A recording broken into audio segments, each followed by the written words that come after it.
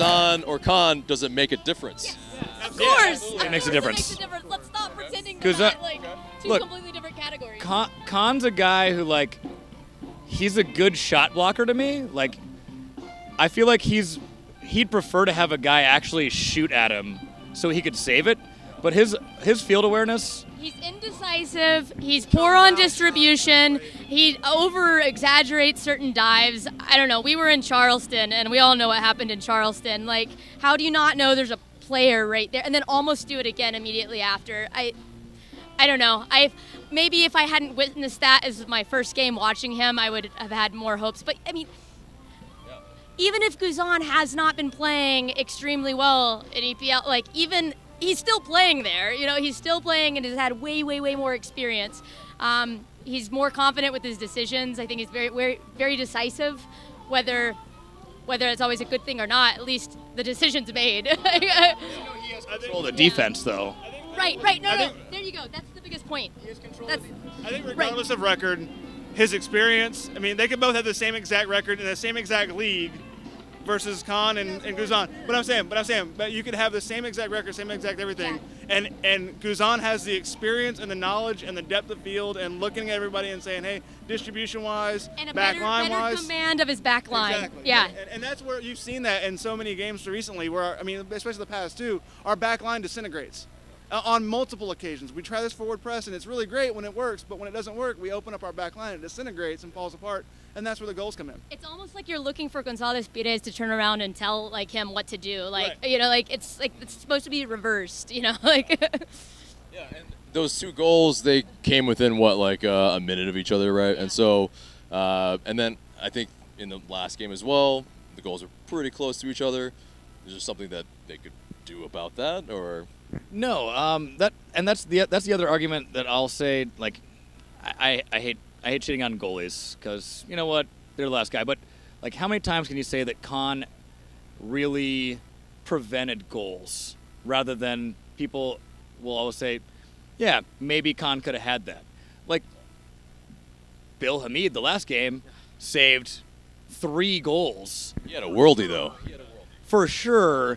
Khan saved 0 goals for sure. Like because the goals went in. You can't say like, hey, if the ball's kicked at you, you should save it. If the ball's kicked not at you, did he save it? No, he didn't.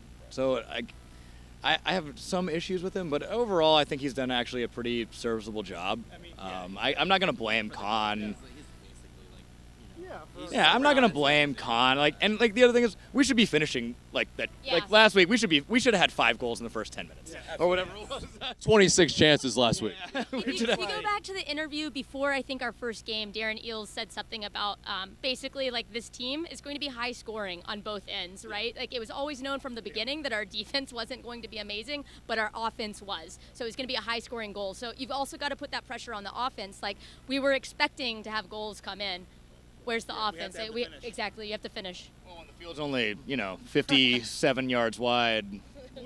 It's a little U7 field. You have to play U7 soccer. Yeah, but when Daddy Yankee doesn't let you go past the pitcher's mound, well, I did. it's a little tougher. New York scored 3 goals on a 57-yard wide field, so I did see for our corners we were crossing more this time, more than any of the other games. And Short corners, which was interesting. Nice. but the field was so short, they were just going. going over, They were yeah. going so far over.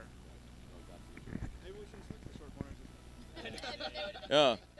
Although, I think we get why, because Kenwood was in, and so, you want to cross it to his head, and that makes sense. You But say that, but over the past few games where we have had the short corners, Kenwood Jones has still been in.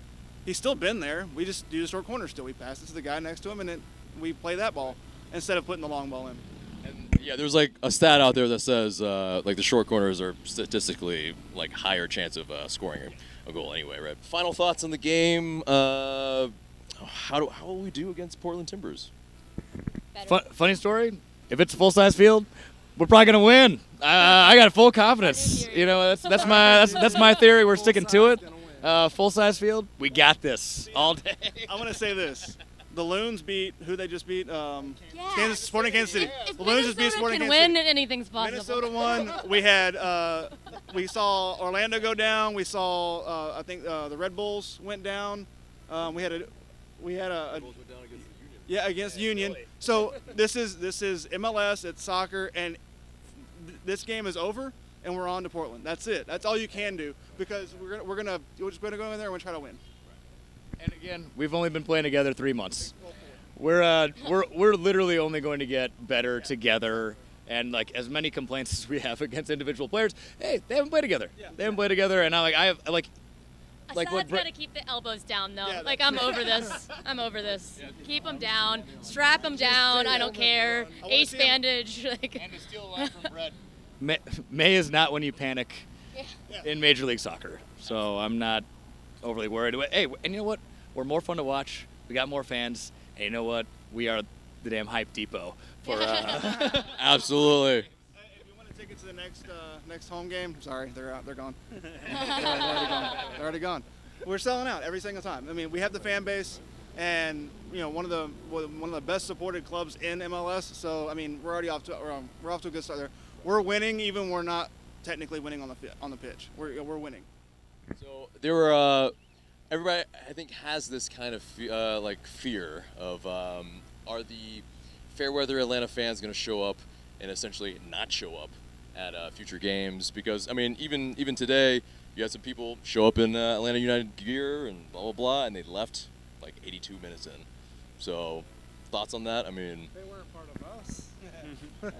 They were there at the start, and even if they are, you know what?